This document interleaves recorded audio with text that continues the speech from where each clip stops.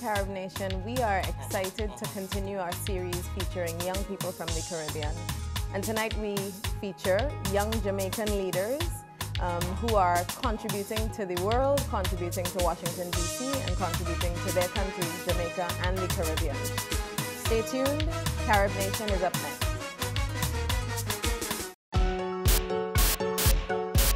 You're watching Carib Nation Television.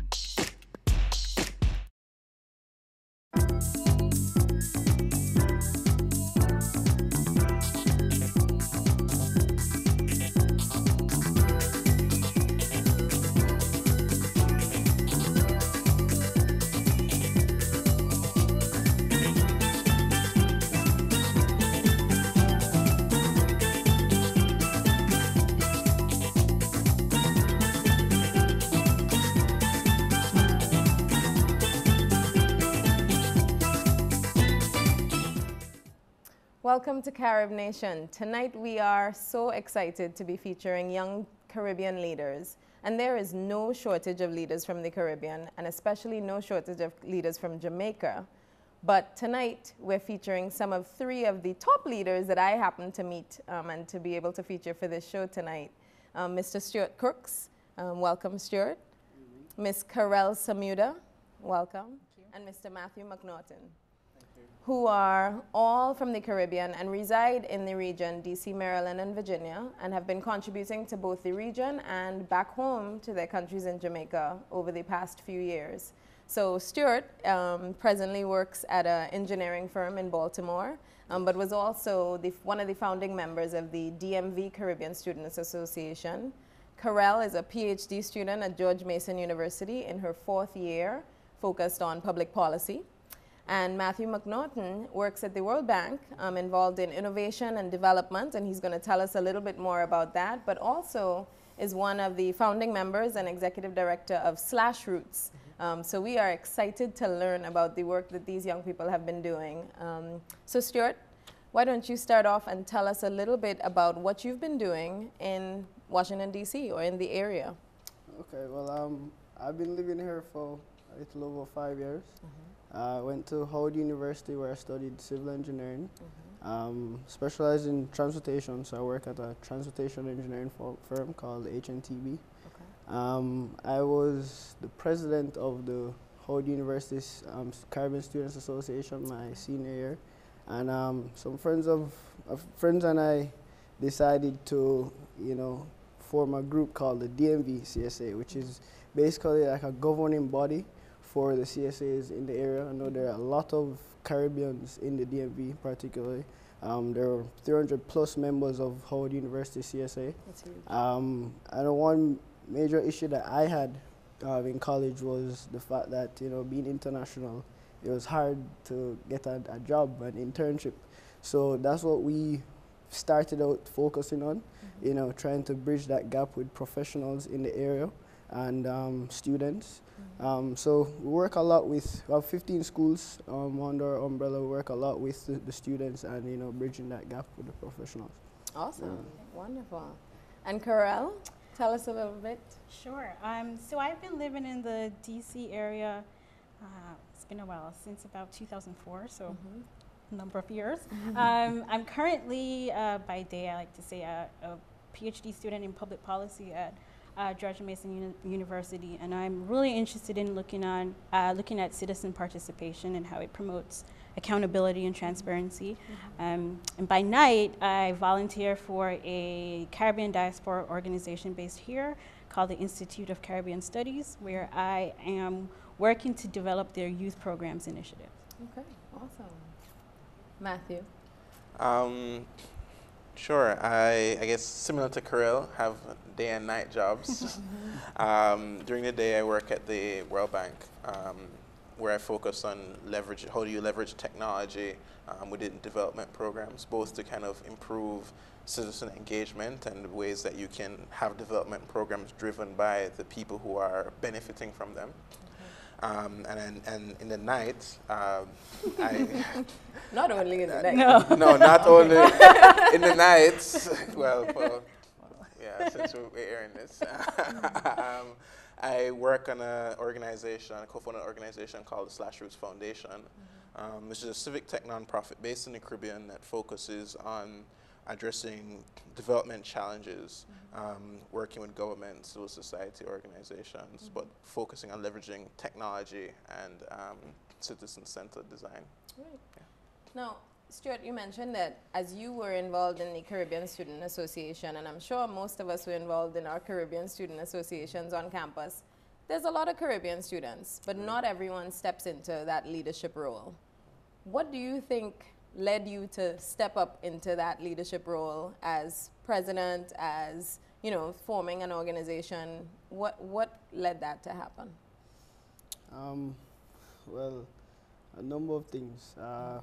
So my uncle was one of the founding vice presidents of the Howard University CSA. So, you know, going to Howard was a big thing because a lot of my family went to Howard. So I felt like, you know, it was a legacy. Okay. You know. Also, I was a student athlete. I played soccer, football for Howard. I tore both of my ACLs early in my career, and, you know, I had nothing to do.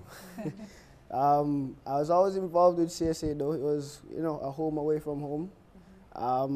And I, you know, took up my time. I didn't want to just be a regular member, you know, so I ran for the presidential position in my senior year. Legacy, right? And KARELLE, you talked about getting involved and doing research on citizen participation. Tell me a little bit more about that, and why did you choose that area of interest or focus? Yeah, so the idea of citizen participation is sort of to explore how citizens can become agents in helping to identify and be part of solutions that for problems in their communities. And I'm not sure, I think I sort of stumbled upon it really. I know I really started paying attention to the role of voice and how citizens were able to sort of voice their opinions when I sort of stayed at my mom's school. She works at a rural community in Jamaica, and she really engaged members of her community then, and I kept thinking, like, how do you sort of generate voice? How do you get citizens to be involved in problems in their communities? And it sort of stuck with me, and then it was during the PhD program, I was like, oh, I think that's where I want to sort of focus. So, and Matthew, tell me a little bit about /Roots, right? Because as KARELLE talked about voice and getting citizens involved, I understand /Roots has something similar involved in your mission. Yeah, absolutely. I mean, I think /Roots itself was really started from a motivation of, well, one, how do we support the development of the technology ecosystem in the Caribbean? But then as we're doing that, how can we leverage these increased capacity, increase interest, increase resources, and opportunities that technology presents to solve the development issues that exist in the region. And the approach to that is based on the premise that, I mean, we are all very well aware of just the challenges that exist in the region, and that, to be quite honest, there's no single government or, you know, civil society or private sector organization that can solve them in isolation. And so it's more about how do we create a space for more people to participate in solving those problems and, you know, contributing in meaningful ways. So you said that we're all very aware of some of the challenges in the Caribbean right now, but I feel as though I may not be as aware as you think I am. I'm not sure. But I'd love to hear from you all. What do you see as one of the biggest challenges either facing Jamaica or the Caribbean right now? And how are you hoping to get involved to address that challenge or those challenges? Well, Jamaica particularly, I know our biggest issue is corruption. I don't think there's any one way of ultimately solving corruption. However, for me, I know there's a shortage of jobs in Jamaica. And with my degree at transportation engineering, I plan to go back home and use my skills honed here and help improve the Jamaican infrastructure. And in doing so, you know, we'd help to make more jobs, you know, for skilled laborers and so forth. And I feel like, you know, once people have independence, you know, it'll be easier for them to steer away from certain things. Like corruption. Right. I see. Okay, wonderful. KARELLE? Yeah, so I'm going to stick to my theme of citizen participation just because I've been spending so much time on it. But I think that what we're lacking, or we need to sort of embrace a little more, are different mechanisms for citizens to be engaged. I think we've been so used to sort of this top-down approach of finding problems or finding solutions to our problems, and sort of recognizing that communities, citizens, they do sort of have ideas of how to solve some of their issues. So how do we create that space and that platform for them to be active, sort of to be at the table? So I think it sort of falls under, Matthew would probably know better, the World Bank, this good governance agenda, and sort of promoting this voice and accountability platform for citizens. Okay. Cool. Matthew? I mean, it's coincidental that KARELLE and I are right after each other. But I mean, I think that's fundamentally what it is, right? It's creating space for dialogue and participation, and that differs in different areas.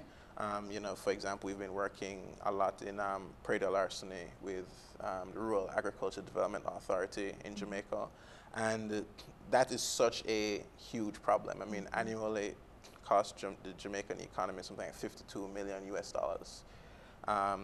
But it's such a complex problem that it touches, you know, it touches the police, it touches the Jamaica Agriculture Society, it touches the extension officers, there are community dynamics at play. You know, there are a multitude of partners that you have to collaborate with to effectively address the solution. And so it's a question of how do we collaborate? Like, what's there's like technology that can facilitate some of those things, but then there's a posture of collaboration and discourse that sometimes is lacking. But you know, how do we do that? And I guess in the Caribbean, you know, we have CARICOM, which facilitates or is supposed to facilitate collaboration across the Caribbean. But in reality, we rarely see true collaboration and partnership across our islands, or even when you look at governments, you know, there's parties that definitely don't collaborate on a lot of stuff. So it's so good to hear from you guys that collaboration is one of the big pieces, and collaboration with people is one of the big pieces that you're moving forward with. And I'm sure that we're in good hands with these three leaders at the table. But I'm curious to hear, you know, what is one of your biggest accomplishments that you've achieved, let's say, over the last 5 years? We've had 2 conferences. We've made at our annual staple event. And our last conference, we had about 150 students. Wow. Yeah, complete sponsorship. It was a great turnout. A lot of people have been anticipating the next one. And, you know, seeing that from the beginning to the end, you know, that was probably my proudest moment. Good stuff. Anybody else? Matthew?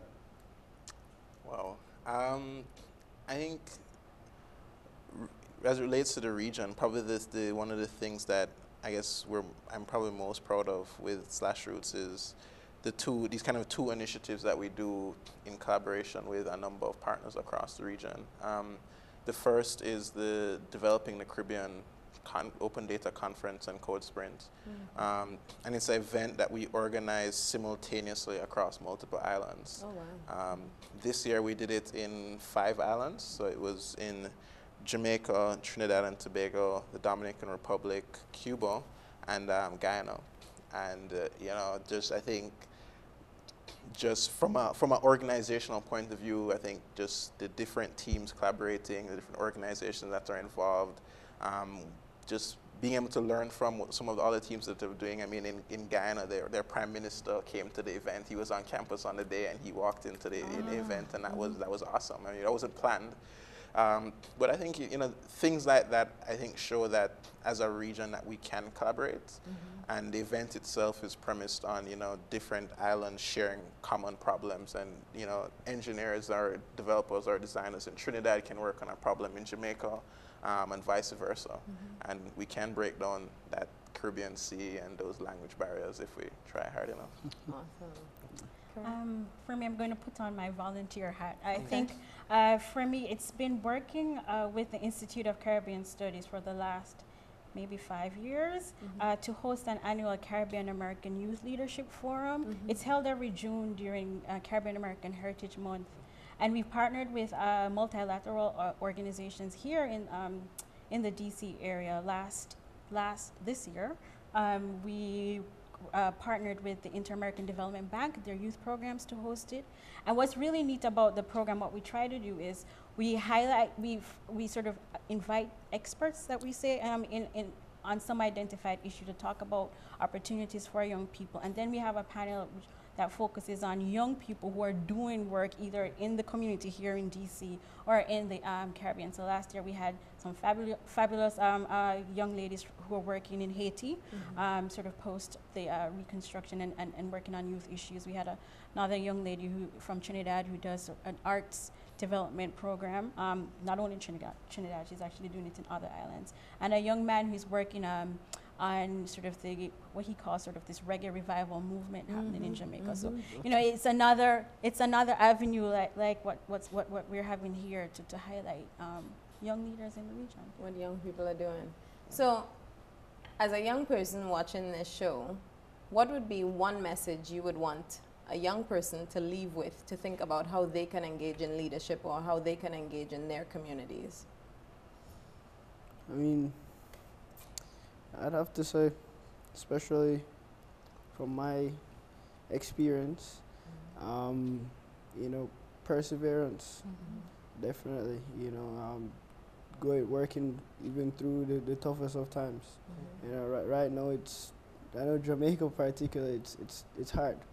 I have friends that graduated a few years now and still haven't found a job. So you know, it's perseverance and diligence, you know, and to just stick with it and know your worth. Yeah, for me, I would say don't be afraid to take that unbeaten path. It's lonely sometimes, and when you decide to sort of go out on your own and do something that not everyone is doing, but I think there are opportunities there, both here and in the Caribbean, to sort of do something that's different or that's not being done a lot. And the second thing is find a mentor, find somebody who's sort of doing something that you'd like to do or who can help you on that unbeaten path. I think similar, I would say both the role of mentors is really important. I think often in the region, sometimes it's very difficult for us to take criticism. And I think finding someone or a group of persons that you trust and that you can kind of go back and forward with is really important. And then kind of looking at having that mentorship role, but then also looking at just the role of hard work. I think, you know, often we talk about this idea, you know, everybody hustling, struggle, you know, that type of thing. But I think the things that make people successful and the hours that you have to put in, I think are often underestimated. And so having that mentorship role, but then having that willingness to really put in the hours, I think are probably the two most important things. Awesome. So, we live in this era with internet, Facebook, WhatsApp, Instagram, Twitter, plus you work at organizations or in school, plus you volunteer, plus you're involved in the DMV, Caribbean Student Association, planning conferences. How do you find the time to do all of this work amidst the constant social media and constantly being on with technology? How do you do it? Successfully? How do you stay focused? I mean, I'm young. You're young. You know? Time management really is key, though. Even with work alone, there are some nights I don't get out of the office till maybe 9:30 in the night. But you know, that's why you have a team. You know, to collaborate with. You know, I don't think anyone can really do it on their own. You know, but time management definitely is key, and you learn that through college. You know, being involved with different organizations and then having your classwork, tests to study for. You really do learn. And for me, you know, being an athlete too, you learn how to manage your time well. Okay. Yeah, I agree. Time management is key. I think also like finding time to sort of tune out and sort of unplug. For me, that's sort of early mornings. I do that. I don't check my phone. I just sit, either meditate a little bit or read the newspaper, the actual newspaper, and then sort of say, okay, what's my day going to be like? Lists are my friends, and calendars, and then just sort of managing the time. I think what I'd want to plug on is something Stuart just mentioned a while ago, which is teams. I think you can't scale yourself. There are only 24 hours in the day, and if you really want to do like big impactful things, like having a team of people that you work with that are just as compassionate and kind of dedicated to the ideas are really important. And I think that's when you can really do stuff, when you can scale from yourself to a team to creating an organization or institution that is pulling in a particular direction.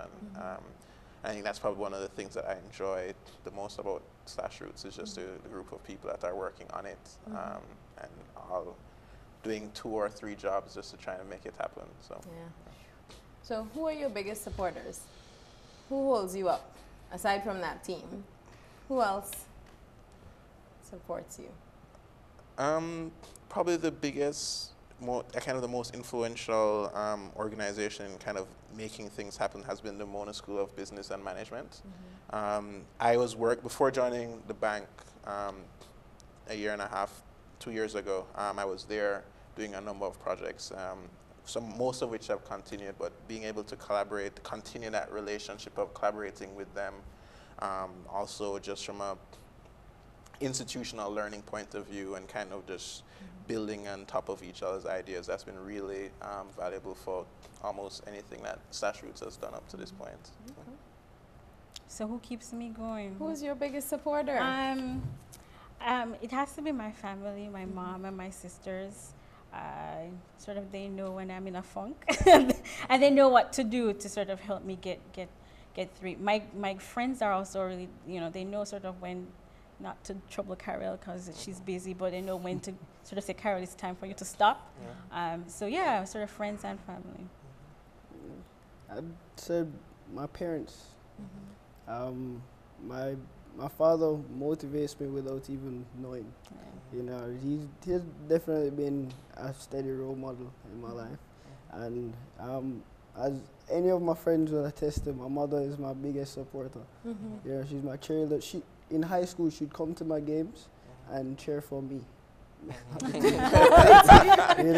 mother is definitely my biggest supporter. That's my foundation. But with regards to my organization, the 2 main influences are Gabriel Christian and Althea Mackenzie. They've stuck with us. Well, Althea has been with us since the birth of the DMVCSA. Gabriel came on board last year, but they've been very influential, giving us advice, telling us when we're wrong, criticism again. But they're definitely been very influential for us. Oh, wow. And so, as we get ready to wrap up, I'd love to know from you guys, are you looking for interns? Are you looking for volunteers? Are you looking for people to support your work? What are you looking for right now? So we'd really appreciate sponsorship, because we're catering to students, poor students. So, the more sponsorships we can get, the less they'll have to pay out of pocket. We've as friends, we've contributed a lot just to be able to host the event for the students. But sponsorship would really help us. As well as most of us have graduated, so we're looking for people interested in taking our mantle. We're not passing it on, but just to help being a liaison with the schools and so forth. We'll have work as well. So definitely, I guess those would be interns. Okay. Yeah, definitely sponsorship and people to help support, as well as people to run for positions to take the next lead of the organization. Okay, Right. cool. Yeah, the same thing. We're always looking for volunteers. Always, we always have work. So you know, visit our in the Institute of Caribbean Studies. Google and you'll find our website, and then you'll find ways to contact me if you're really interested in our youth programs, or you have ideas that you want us to share. What about with your studies? Are you looking Yes. for Oh, people yes. to- Anybody who's interested or who has knowledge about citizen participation, who's willing to help fund my research, that would be awesome. That would be fantastic. Thank you. I think it's similar of both. I mean, organizational, we're definitely trying to find funders as well to kind of scale up some of the work that we're doing. Up to this point, we've been focused a lot on agriculture, extension services in collaboration, RADA and Prairie Larceny. So we'd like to be able to continue that. I think the other side of it is really just, I guess, people who are either have a focus area of or agriculture, or you're a developer or a designer and you'd like to be able to work on actually impactful problems, or definitely always looking for people to plug into that as well. So I'd like to. I mean, we are an official 501c3, Oh, so you know. my donations are tax deductible. This is good. That's awesome. So, 3 words that describe your, I don't know, passion for what you do right now, right? Just 3 words that you want to leave our audience with. Service-oriented, agency, and voice. Oh, beautiful.